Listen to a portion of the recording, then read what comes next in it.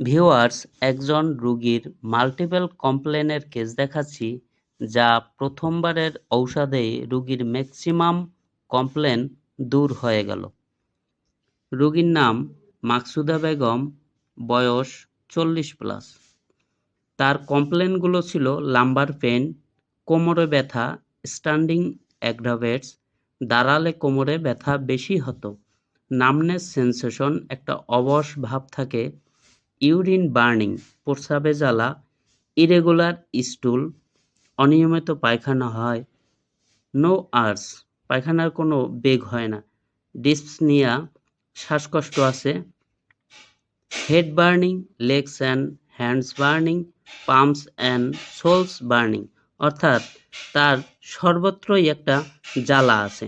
তো এক্ষেত্রে আমরা জানি যে ট্রয়ো অফ বার্নিংয়ে যে তিনটি ঔষধ, আর্সেনিক, ফসফরাস, সালফার।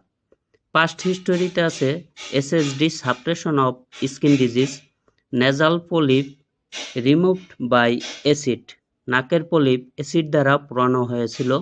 ফ্যামিলি হিস্টোরিতে আছে ডায়াবেটিস, অ্যাজমা, তার মাইন্ড ইরিটেবল, খিটখিটে মেজাজের, ফিয়ার, ডার্কনেস, অন্ধকারের ভয় আছে।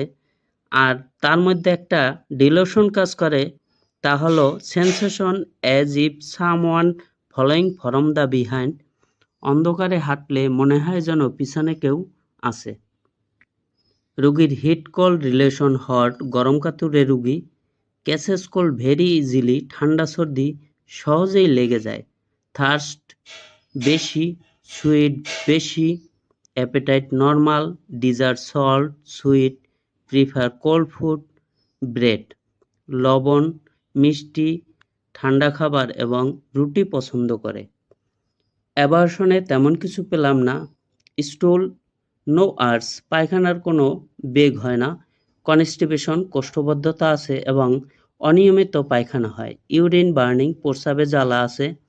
মেন্সেস ডিসমেনোরিয়া, মাসিকের সময় পেটে ব্যথা হয়।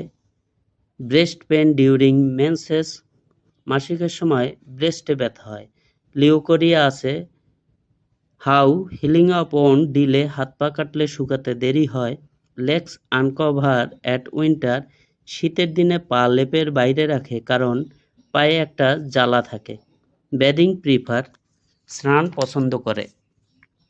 এই রোগীকে আমি 30/4/2024 তারিখে সালফার 0/1, 0/3, 0/4, 0/5, 0/6 বিডি ডোজ অর্থাৎ সকাল বিকাল খেতে দেই।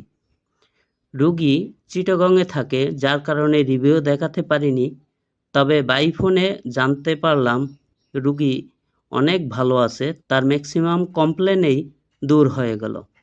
আজকে 26/6/2024 তারিখে sulphur 0/7, 0/8, 0/9, 0/10 ODM once daily in the morning prescription করলাম এবং কুরিয়ারের মাধ্যমে ঔষধ পাঠাবো।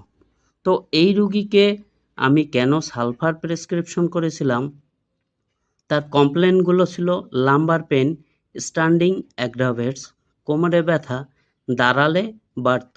সালফারের বড় একটি লক্ষণ ইউরিন বার্নিং, প্রস্রাবে জ্বালা আছে, ইরেগুলার স্টুল, অনিয়মিত পায়খানা এবং বার্নিং, তার মাথায়, পায়ে, হাতে, পায়ের তলা, হাতের তলা সর্বত্রই তার একটি জ্বালা আছে।